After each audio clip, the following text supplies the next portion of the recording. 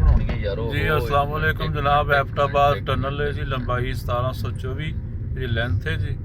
ਅਸੀਂ ਕਿਹਾ ਵੀ ਚਲੋ ਤੁਹਾਨੂੰ ਇਹਦਾ ਕੋਈ ਵਿਜ਼ਿਟ ਕਰਾ ਦਈਏ ਥੋੜਾ ਜਿਹਾ। ਇਸ ਵੇਲੇ ਅਸੀਂ ਜਨਾਬ ਹਜ਼ਾਰਾ ਮੋਟਰਵੇ ਤੇ ਪੈ ਕੇ ਤੇ ਐਬਟਾਬਾਦ ਦੇ ਕੋਲੋਂ ਗੁਜ਼ਰ ਰਹੇ ਹਾਂ। ਅੱਗੇ ਹੁਣ ਅਸੀਂ ਜਾ ਰਹੇ ਹਾਂ ਮਨਸੇਰੇ ਜੀ। ਰਾਤ ਦਾ ਜਿਹੜਾ ਸਟੇ ਸਾਡਾ ਮਨਸੇਰੇ ਦਾ ਜੀ। ਮਨਸੇਰੇ ਤੋਂ ਬਾਅਦ ਜੀ ਮੁਹੰਮਦ ਨਵਾਜ਼ ਸ਼ਰੀਫ ਦਾ ਜਾਣਦੇ ਯਾਰ ਰੀਸਾਂ ਤੇਰੀਆਂ ਨਹੀਂ ਰੀਸਾਂ ਤੇਰੀਆਂ ਇਹ ਅਮਰਾ ਖਾਨ ਸਾਹਿਬ ਦਾ ਕੰਮ ਆ। ਨਹੀਂ ਰੀਸਾਂ ਤੇਰੀਆਂ जिंदाबाद। रीसां तेरियां केपी के में है आप भाईजान। नहीं रीसां तेरियां नहीं रीसा इमरान खान जिंदाबाद। मियां साहब इमरान खान जिंदाबाद। नहीं रीसां मियां मोहम्मद नवाज शरीफ। अब देखो माशाल्लाह किथे याद करांगे ਅਸੀਂ ਤੈਨੂੰ ਕਿੱਥੇ ਕਿੱਥੇ ਯਾਦ ਕਰਾਂਗੇ।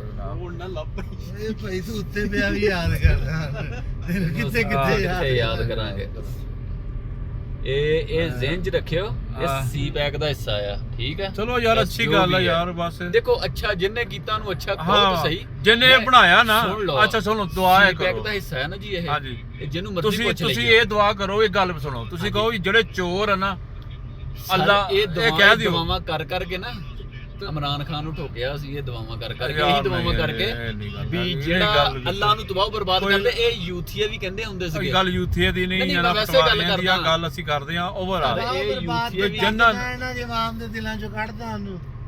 ਅੱਜ ਇਲੈਕਸ਼ਨ ਕਰਾ ਲਓ ਤੁਸੀਂ, ਫਟਦੀ ਨੂੰ ਇਲੈਕਸ਼ਨ ਨਹੀਂ ਕਰਾਉਣ ਦਾ। ਇਲੈਕਸ਼ਨ ਵੀ ਹੋ ਉਹਨੇ ਆਲੂ